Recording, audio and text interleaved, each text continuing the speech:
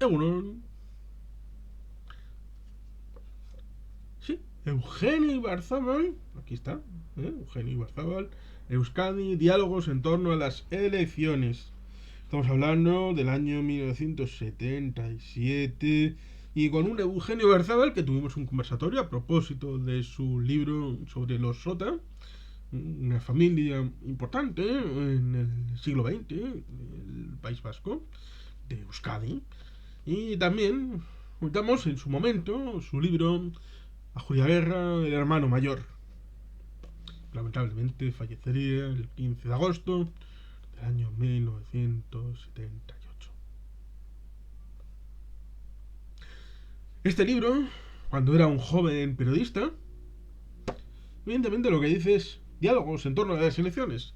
En aquel momento las elecciones eran única y exclusivamente las elecciones al Congreso de los Diputados, que se acabaron por convertir en elecciones constituyentes. Por lo tanto, es una forma de libro hecho con la idea de acercar una conversación con los principales líderes de los principales partidos que contendían o podían contender en el ámbito electoral aquellas primeras elecciones después de 40 años de tranquila placidez de dictadura franquista, donde evidentemente había cositas donde meter papeles, pero elecciones no eran. Era todo bastante poco libre. Porque meter un papelito o un papeluco, como diría el Ángel Redilla, en una cosa de cristal o de plástico o de lo que sea, no conlleva inmediatamente el hecho de que se convierta en una elección, porque lo importante es que haya posibilidad de participar libremente, tanto en el antes, en el durante y en el después, a la hora de establecer el diálogo con la ciudadanía, el apartado propositivo, en el ámbito del programa y el ámbito de ser capaces de participar en el ámbito de las listas también, cualquiera se pueda presentar con cualquier idea dentro del marco del respeto a la legalidad vigente y a los derechos humanos, por supuesto, y el hecho de que luego pues todos los programas, según el respaldo que tengan, puedan procurar llevarse a término. Por lo tanto, esos 40 años, pues evidentemente que haya gente que diga, es que se votaba. No se votaba. Desde las elecciones de febrero del año 1936 hasta las elecciones de julio de 1977 pasa un erial, una absoluta ausencia de democracia. Y por tanto, ese hecho está vinculado al concepto de que no se sabía.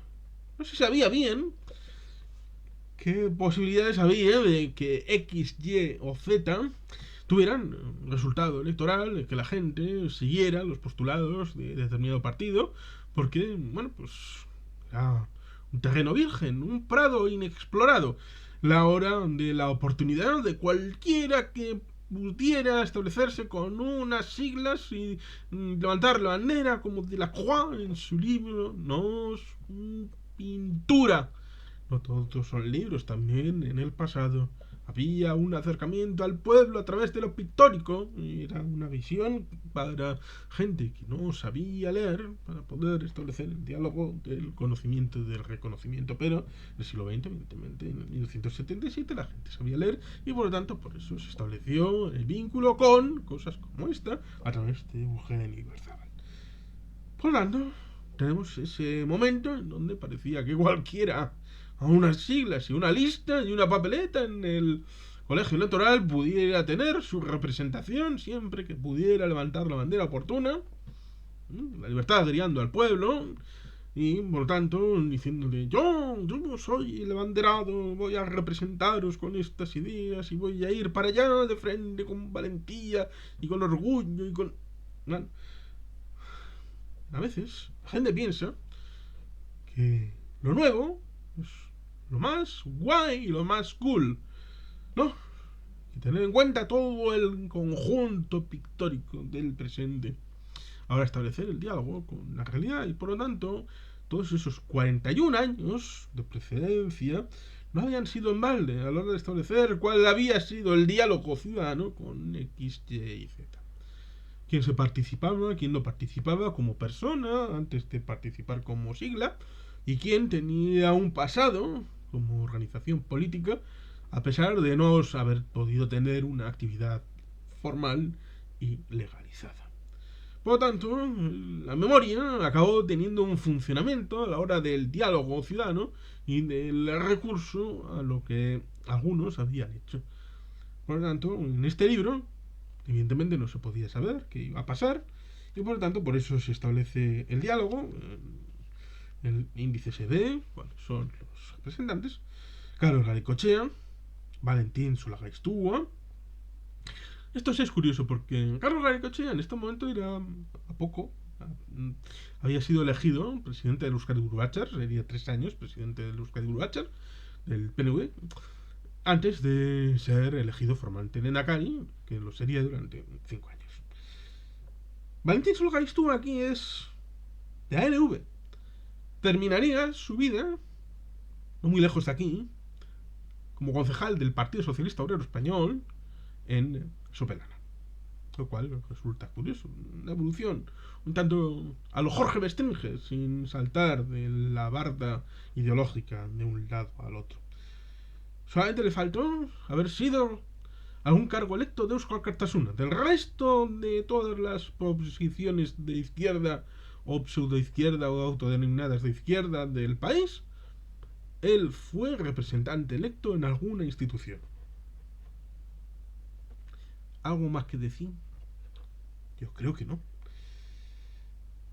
Y está Nacho Arregui, Miguel Castells, Adrián Sens, Mariano Sofía, Ramón Ormazábal, Gregorio López Irausegui, Juan Echevarría Cangoiti, Gregorio Monreal, Félix Soto, Carlos Caballero, Eduardo Manzano, José Luis El Coro y José María Venegas Haddad, que hace no mucho falleció, paz descanse.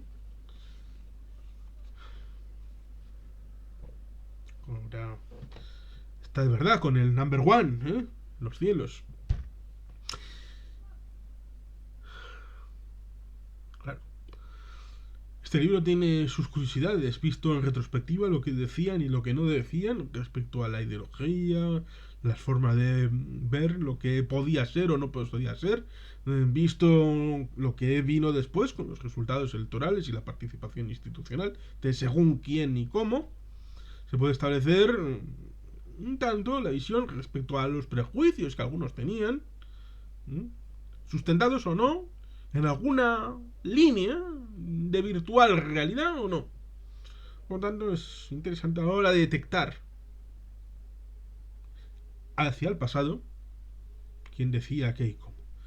Y hasta cierto punto se puede decir que como Carlos Garicochea, bueno, en el año 85-86 acabó por iniciar los trámites de divorcio para formar Eusko Alkartasuna, casi que se podría decir que el gran ausente, por paradójico que pueda ser, en este libro, es el Partido Nacionalista Vasco.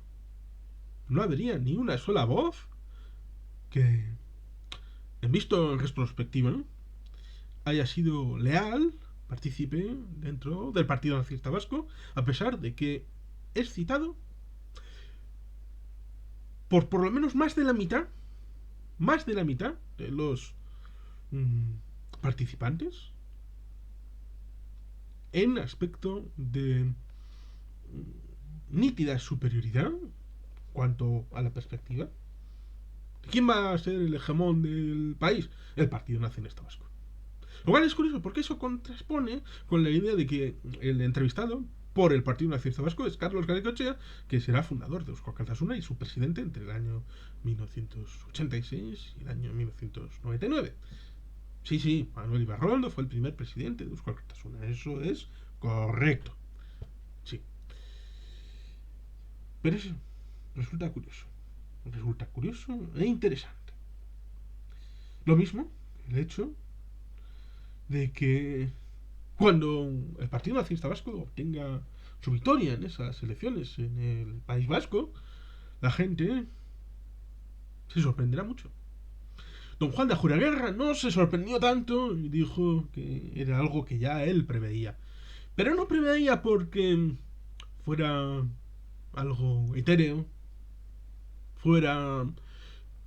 Bueno, que es algo que hubiera sido positivo y a veces otros han querido retrotraerlo como un ataque directo a la ciudadanía vasca, como que está enferma, y para con el Partido Nacionalista Vasco, porque es un elemento que no le atañe a la hora de haber sido proactivo. Como es la idea de que el País Vasco tenía memoria, recordaba los hechos de 1935-36, del comportamiento del PNV, las instituciones en la Segunda República.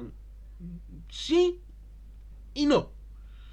Sí, porque seguro que había gente que tenía edad para seguir vivos, ¿eh? Y no estar en la cuarta edad o en el geriátrico o seniles a la hora de establecer el vínculo humano con el recuerdo de José Horn, de Aguirre, de Irujo, de Manu Robles, de Landaburu, de muchos cargos públicos del Partido Nacionalista Vasco que tuvieron, de Leizaola, ¿eh? Que fue funcionario en la Diputación de Guipúzcoa y en el Ayuntamiento de Bilbao, y después vicelehendakari y luego el Lehendakari Serra entre 1960 y 1980, ¿eh? Que volvía del exilio en diciembre del 79 para entregar simbólicamente el cargo al que sería Lehendakari después de la aprobación del Estatuto de Gernika para enlazar la legalidad de un estatuto del 36 con el del 79, y porque bueno, se había cumplido esa idea de cuando el pueblo vasco tenga un instrumento de autogobierno equiparable al que perdió a raíz de la guerra, entonces será posible la vuelta del Endacari Serra. Pues no solo eso, porque hay un elemento que es importante y se suele ocultar, y es el hecho de la participación en huelgas generales en los años 40 y 50, la idea de que había un exilio en el exterior, ciertamente, pero había una participación interior muy importante también, que había un gobierno en el exilio, pero había un consejo delegado en el interior, y por tanto había un trabajo muy duro, muy serio, a la hora de hacer todo lo posible para mantener activas las bases y tratar de desgastar la posibilidad de influencia del franquismo en el País Vasco. Eso a veces, para algunos, movidos por la dinámica de la Guerra Fría, del marxismo-leninismo, les parece exiguo, escaso, porque quieren la derrota del franquismo un día a una hora determinada. Pero si durante 3 años de guerra fue absolutamente imposible para las llamadas izquierdas del Estado español derrotar a las fuerzas del franquismo, después, siendo aparejado en el ámbito de la Guerra Fría y de la situación geopolítica global, ¿cómo podían pensar que era posible algo distinto de que Franco muriera en la cama el 20 de noviembre de 1975? Por tanto, hay que saber ser inteligente y saber juzgar las fuerzas que uno tiene respecto al que tiene como adversario. Y eso molestaba, porque el Partido Nacionalista Vasco no hacía políticas suicidas, hacía políticas para la supervivencia identitaria y nacional de los vascos, que es lo más importante. Un pueblo sin gente libre no es ningún pueblo. Se lava la bandera de un cementerio. Y por tanto, eso es importante a la hora de establecer el diálogo con el pasado. La hora de los héroes va más allá del glamour y de un día en concreto. Los héroes trabajan por un país todos los días de su vida. Y por lo tanto, por ese trabajo continuado que don Juan de Ajuraguerra sabía perfectamente, es por lo que la jornada electoral de aquellas cortes luego constituyentes estaba tan tranquilo frente a otros que estaban encendidos en la llama del evanescente del momento. Pero les decía tranquilos.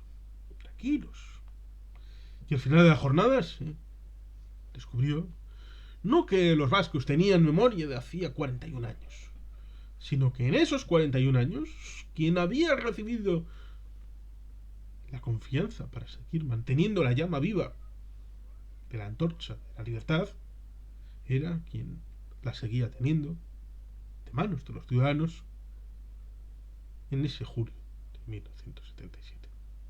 Por lo tanto, por eso es interesante, una vez conocidos los resultados y lo que ha venido después, ver en un momento en donde no estaba nada asegurado, donde todo el mundo creía que sus siglas iban a ser las que iban a liderarlo todo y que iban a ser las transformadoras del país, y que algunos de sus representantes, teniendo esa convicción o no, siendo sinceros con Eugenio Garzábal, ese joven periodista, en apenas un mes hicieron estas entrevistas y las juntaron, y para la posteridad queda, para los historiadores, la gente que le interesa la política vasca del pasado, ese punto donde antes de las elecciones se sinceran y luego llegarán las elecciones y retroactivamente podemos cogerlo y tener esa lectura múltiple de lo aquí expresado por los protagonistas. Por tanto, es un libro interesante en esa faceta, para el pasado y para nuestro presente, porque seguramente aún hoy habrá gente que piense en coordenadas parecidas a las de algunos de estos representantes, o algunos representantes que han cambiado y girado su ideología, y digamos que desde la ultratumba algunos de los personajes les lanzan mensajes para que reflexionen en su actuación. Cada cual que se quede con la variante que quiera, pero como digo, unos 45 años, 23 y 22 son 45 años, han pasado más de 45 años y el libro pues sigue teniendo su cierta vigencia. Por lo tanto, si es posible que les llegue, léanlo y reflexionen sobre lo que contiene, porque es muy interesante. Y sin más, es que ricasco, aur berobat, beti helpian.